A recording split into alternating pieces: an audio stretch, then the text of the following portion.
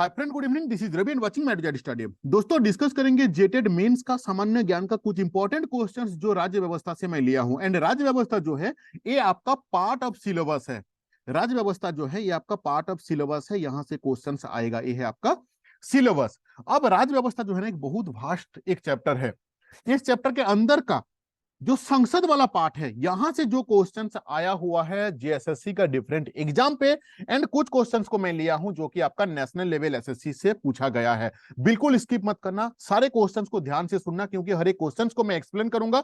हर एक क्वेश्चन से मैं 2-3 क्वेश्चंस क्रिएट करने का कोशिश करूंगा। अगर आप 1 to 5 का तैयारी कर रहे हैं तो आपका पेपर 3 में हेल्प करेगा। अगर आप 6 to 8 का तैयारी कर रहे हो तो फिर भी आपका पेपर 3 में हेल्प करेगा, क्योंकि दोनों का जो सिलेबस है वो संपूर्ण रूप से सेम है। ठीक है, देखो पहला क्वेश्चन क्या है कि राज्यसभा के सभापति कौन है। आपको मैं बता दूं कि आपको एक बार क्वेश्चंस पढ़ने के बाद आपको आंसर की तरफ नहीं आना है, और ये चीज मैं हमेशा हर एक वीडियो में बताता हूं कि आपका दिल और दिमाग दोनों पे ये चीज सेट हो जाए। क्योंकि अगर आप 2 बार पढ़ोगे तो आप 80% सही आंसर की तरफ आप आगे बढ़ जाओगे। ठीक है, चलो पहले क्वेश्चन को देखते हैं कि राज्यसभा के सभापति कौन होते हैं। देखो, ये जो राज्य व्यवस्था जो पार्ट है ना, इसमें सबसे इंपॉर्टेंट क्या चीज है, क्या आपको ध्यान पे रखना है, इसको समझो। सबसे ध्यान पे जो चीज रखना है वो है अनुच्छेद।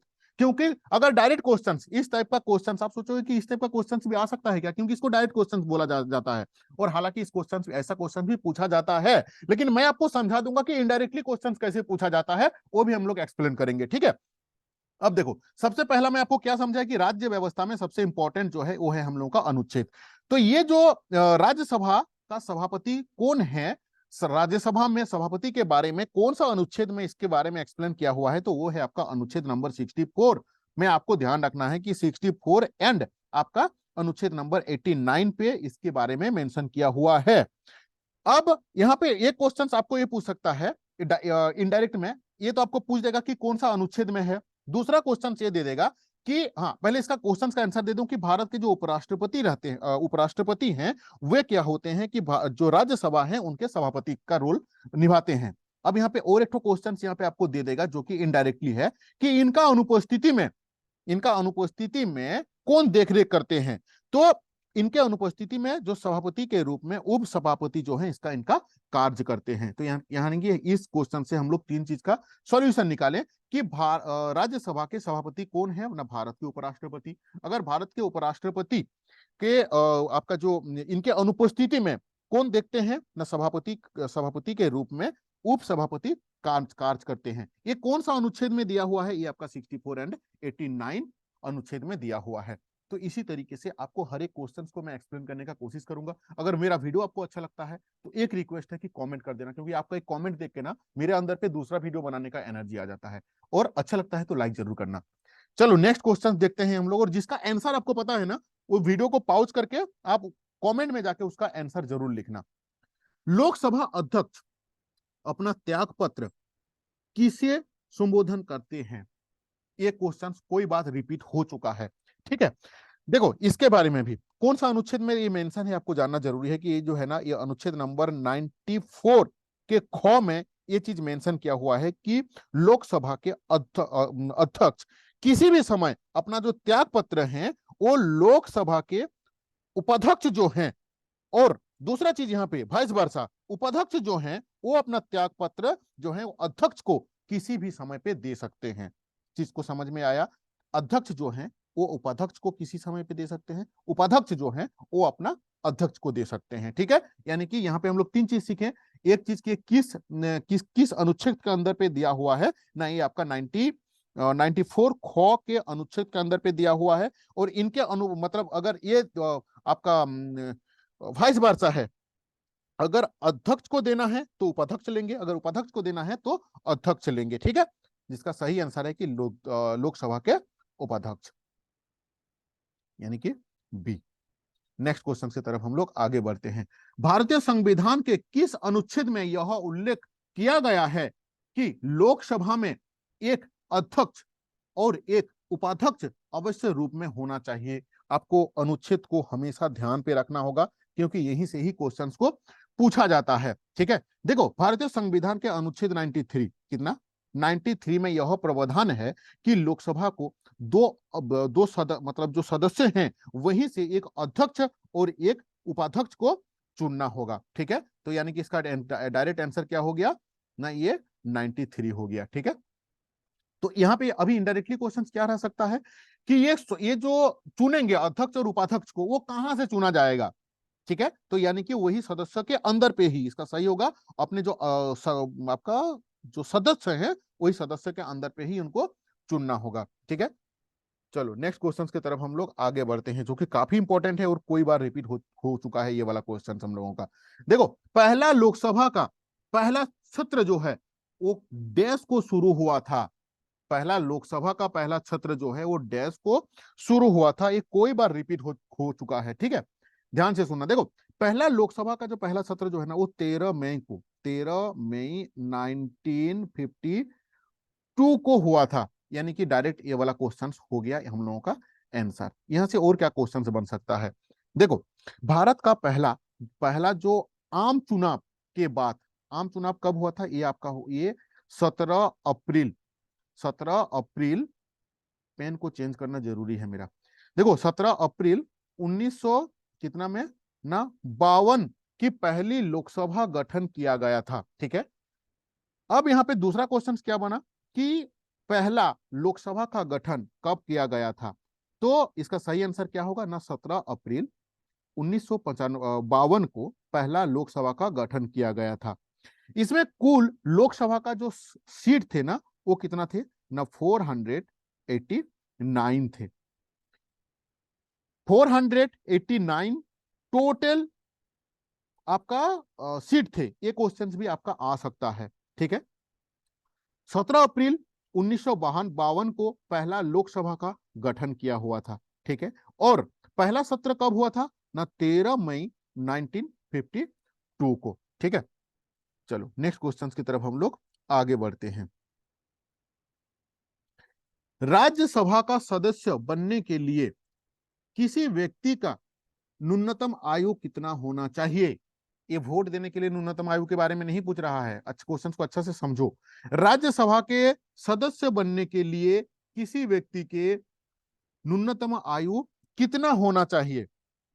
अब यहाँ पे आएगा कि ये चीज जो है कौन सा अनुच्छेद पे रखा हुआ है, क्योंकि वही अगर देखो डायरेक्ट क्वेश्चन दे दिया तो इस टाइप का पूछ देगा, अगर क्वेश्चन को घुमाने का मन करेगा तो उसको पूछ देगा कि हम लोग ये जानते हैं कि 30 साल उनका मिनिमम एज होना चाहिए, लेकिन ये कौन सा अनुच्छेद में मेंशन है कि उसका एज जो है वो 30 होना चाहिए। तो इसका सही आंसर होगा आपका 84 बी में ये मेंशन है कि उनका जो एज है, भारत के जो सदस्य सदस्य रहेंगे उनका एज जो है आपका वो 30 होना चाहिए। ठीक है, अब यहाँ पे एक दूसरा क्वेश्चन से भी बन सकता है कि लोकसभा, ये तो हम लोग का राज्यसभा का हम बात किए, अब लोकसभा का सदस्य होने के लिए उसका आयु कितना होना चाहिए ना, उसका आयु कितना होना चाहिए आपका 25 साल होना चाहिए। राज्यसभा का कितना होना चाहिए ना, 30 साल होना चाहिए। लोकसभा का कितना होना चाहिए ना, 25 साल होना चाहिए। ठीक है, अब इसमें और एक ठो क्वेश्चन हम लोग बनाने का कोशिश करेंगे कि पहले यानी कि 14 मई 1900, देखो ये सब चीज ना लिख के रख लेना 1954 1954 के बाद से लोकसभा को क्या बोला जाता था ना, जनता का सदन के नाम पे जाना जाता था। लोकसभा को किस नाम से जाना जाता था ना, जनता के सदन के नाम से जाना जाता था। किससे पहले ना, 14 मई 1900 आपका 1954 से पहले लोकसभा को जनता के सदन के नाम पे जाना जाता है। ठीक है, ये भी क्वेश्चंस पे बन सकता है, यही क्वेश्चन से रिलेटेड है, इसीलिए मैं सारे चीज को बता दिया कि एक ही क्वेश्चन पे आप लोगों को समझ में आ जाए चीज को। नेक्स्ट क्वेश्चन हम लोग देखते हैं कि मूल मूल संविधान में लोकसभा सदस्य का कार्यकाल 5 वर्ष था। ध्यान से सुनना, घुमा हुआ क्वेश्चन है, घुमाया हुआ क्वेश्चन है। मूल संविधान में लोकसभा का सदस्य का कार्यकाल 5 साल था। इसे 42 जो संविधान संशोधित हुआ था उसमें कितना वर्ष किया गया है। ये काफी इंपॉर्टेंट और कोई बार आया हुआ ये सारे क्वेश्चन है। ठीक है, देखो ये जो 42 बार जो संशोधन हुआ था, ये संशोधन जो है इसको होने के बाद हुआ था हम लोगों का 6 बार, मतलब 6 साल होना चाहिए। ठीक है, तो मूल संविधान में लोकसभा का सदस्य का जो कार्यकाल रहता है वो क्या रहता है आपका 5 साल के लिए रहता है। ठीक है, लेकिन 42वां जो संशोधन हुआ, ये संशोधन भी कब हुआ था, ये हुआ था आपका 1976 में हुआ था, जो कि आपका 6 साल के लिए किया गया था। ठीक है, अब इसमें दूसरा एक चीज हो सकता है कि जो ये जो 44वां जो संशोधन था, ठीक है, ये जो 44वां संशोधन था उसमें फिर से इसको रिपीट करके 1976 में इसको फिर से सही किया गया, आपका 6 साल से इसको फिर से 5 साल के लिए कर दिया गया, ठीक है। तो 2-3 क्वेश्चंस इसी तरीके से आपको यहाँ पे बनाना होगा, जो चीज हम बोले इसको आप लिख लेना जरूर। नेक्स्ट क्वेश्चन की तरफ हम लोग आगे बढ़ते हैं। अब निम्नलिखित में से लोकसभा की प्रथम महिला जो अध्यक्ष थे वो कौन थे?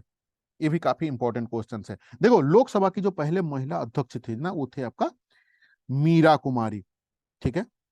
अब यहाँ पे क्वेश्चन तो ये हो गया डायरेक्ट क्वेश्चन, जो कि ऐसा भी पूछता है, लेकिन मान लो यही इसी क्वेश्चन को अगर उसको घुमाने का मन रहेगा तो पूछ देगा कि मीना कुमारी जो थे उनका कार्यकाल कौन सा ड्यूरेशन पे था। तो इसका सही आंसर क्या होगा ना, 2009 से लेके 2014 तक था, ठीक है।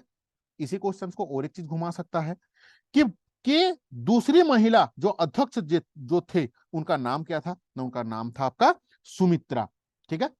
चलो नेक्स्ट क्वेश्चन की तरफ हम लोग आगे बढ़ते हैं। अगर अभी तक कमेंट नहीं किए हो, आपसे एक ही तो रिक्वेस्ट रहता है, एक ही आशा करके बैठा रहता हूं कि आप एक कमेंट करोगे, क्योंकि आपका कमेंट पढ़ने से ना एनर्जी आता है मुझे।